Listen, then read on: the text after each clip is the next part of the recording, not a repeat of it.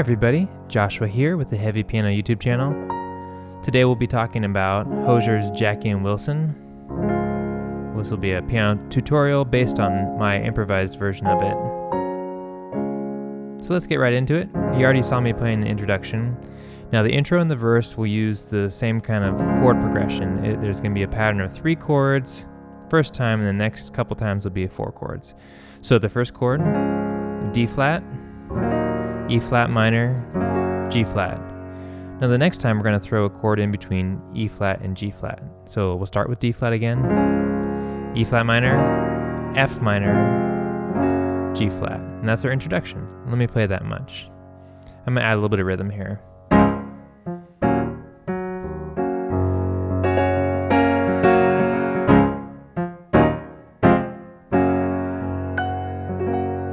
Okay, now we're ready for the verse. We're going to go back to that same 3-chord pattern. D flat, E flat, G flat. My melody is really going to be an approximation while I talk about this. Now we go to the 4-chord.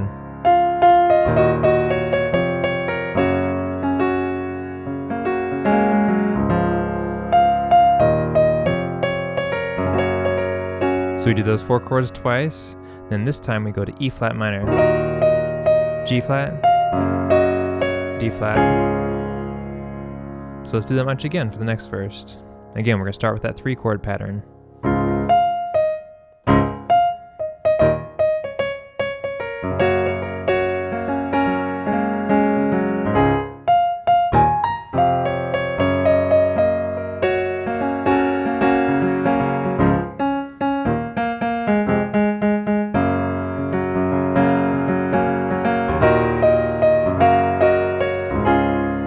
Okay, so after we've done the verse again, we go to what I call the pre-chorus. B flat minor to F7, G flat. Then we're gonna go to, you can call it C flat, but I'll just call it B natural for the sake of ease.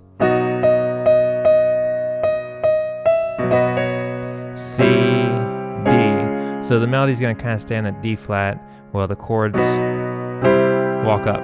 So you have a brief moment of some clashing there.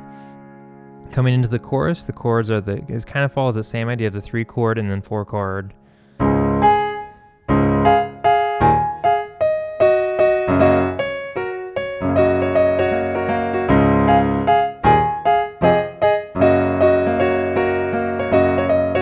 So after the 3-chord and the 4-chord pattern, then we have B minor, B flat minor, A flat, F minor. It all goes pretty quickly. You have to listen to the recording. G flat. And then back to the 4-chord pattern.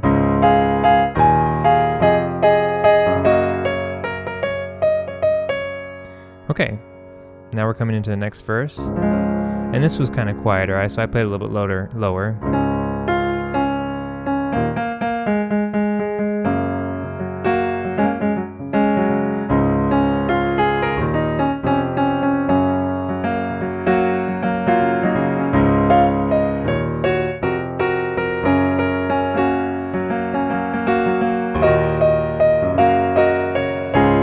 So after we do the chorus, ending with E flat minor, G flat, D flat progression, we go back to that pre-chorus.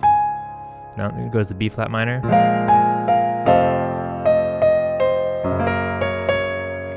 So B flat minor, F7, G flat, B.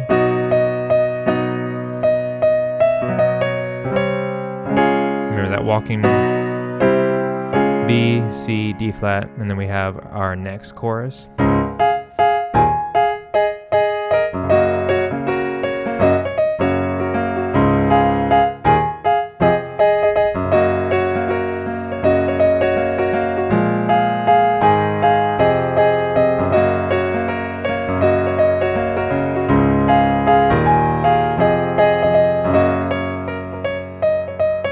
Coming into the bridge, goes on B flat minor. F is going to quick F minor to G flat.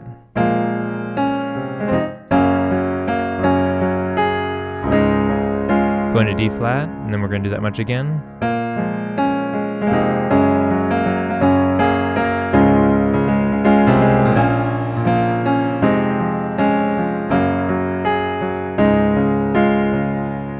next time B flat, we're gonna go to B natural, and we have that little walk up, the B, C, D flat out of the bridge. Then we have a quiet verse.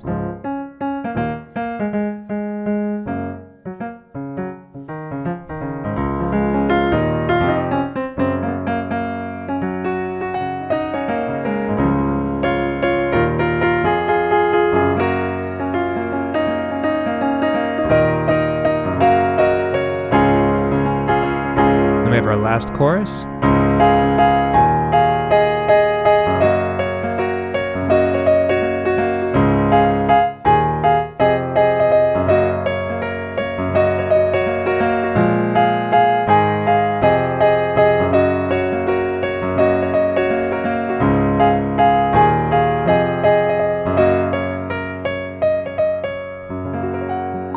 And then it ends on the 4 chord on that G flat major chord. So if you're following the progression and the recording, that's pretty much it. A few things might be a little bit off, but I just learned it by ear, and this is what sounded right to me. One of the things I'm noticing while I'm playing this for you is that my chorus gets really square. Like it doesn't groove very well, and I think it's partially because of the feel of the keyboard. But I would say maybe don't play it exactly the way I'm playing it. I don't know. There's something about this that's like really the way I'm playing is really square.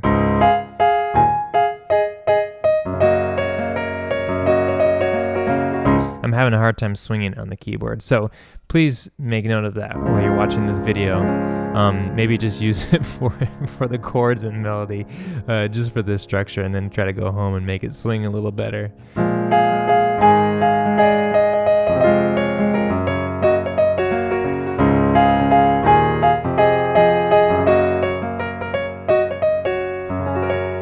So one of the things I was trying to do was really get the energy of it.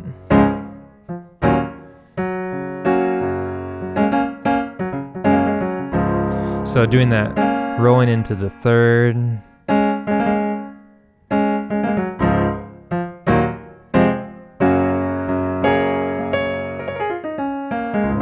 So doing all those runs, kind of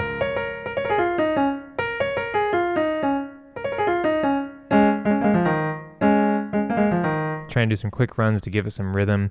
Again, trying not to make it feel too square when I was playing it. Pop and blues and stuff has a tendency when you make a piano cover to get like really square, and you lose the groove and the feel of it. And I don't want to do that.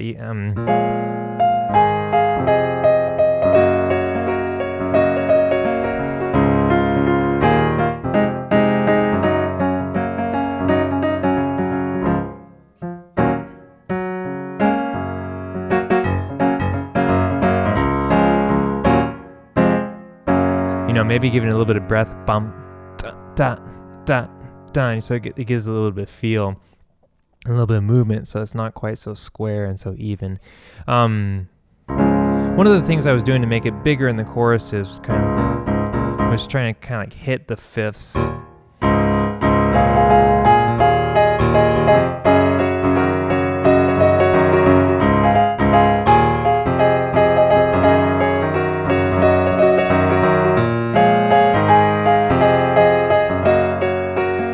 Just so my left hand is like really driving with some rhythm while I'm trying to build the melody in my right hand with some bigger chords and more notes. Kind of a typical technique is just to add more notes and more rhythm when you need to make it bigger, and then pulling back, especially those verses.